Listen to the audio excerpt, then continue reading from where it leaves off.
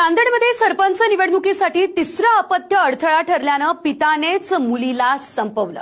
7 वर्षांच्या मुलीला तेलंगणा राज्यात नेऊन कॅनॉलमध्ये फेकून दिलं।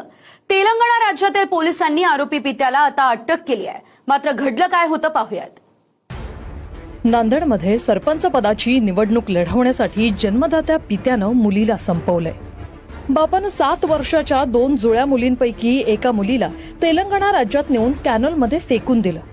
त्यात तिचा मृत्यू झालाय। या प्रकरणी तेलंगणा राज्यातील पोलिसांनी मुखेड तालुक्यातील रहिवासी असलेल्या आरोपी पित्याला अटक केली आहे। मात्र महाराष्ट्रात 3 किंवा त्यापेक्षा जास्त अपत्य असणाऱ्यांना निवडणूक लढवता येत नाही असा नियम आहे। निवडणुकीत अडथळा होऊ नये या कारणातून पित्याने मुलीची हत्या केल्याची चर्चा मुखेड तालुक्यात सुरू आहे। केरूर गावचे सरपंच पद ओबीसीसाठी राखीव झालं होतं।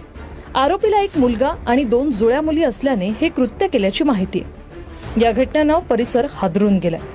पांडुरंग कोंडामंगले असं आरोपी पित्याचं नाव आहे। आरोपी पांडुरंग कोंडामंगले हा मुखेड तालुक्यातील केरूर गावातील रहिवासी आहे। तेलंगणा राज्यातील कट्टापल्ली परिसरात कॅनलमध्ये मृतदेह सापडल्यानं एकच खळबळ उडाली होती।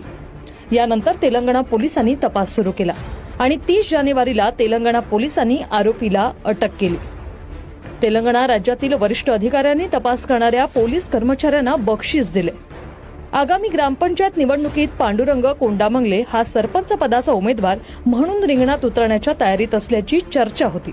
पण 3 मुलं असल्यानं आपल्या निवडणुकीत तिसरं अपत्य अडसर ठरू नये म्हणून तिचा बळी घेतल्याची चर्चा सुरू आहे। खरं तर लोकसंख्या नियंत्रणासाठी या गोष्टी हा नियम हा कायदा केला आहे। खरं तर या नियमाचंच पुन्हा एकदा सरकारने रिव्ह्यू घेतला पाहिजे की याच्यातून खरोखर लोकसंख्येवर परिणाम झाला का, हा एक सगळ्यात आधी रिव्ह्यू घेतला पाहिजे। पण या नियमात सुद्धा दुरुस्ती आवश्यक आहे। परंतु सामाजिक दृष्टीनं अशा प्रकारच्या घटना निवडणुकीच्या अँगलने होत आहेत, मला वाटतं दुर्दैवी आणि धोकादायक।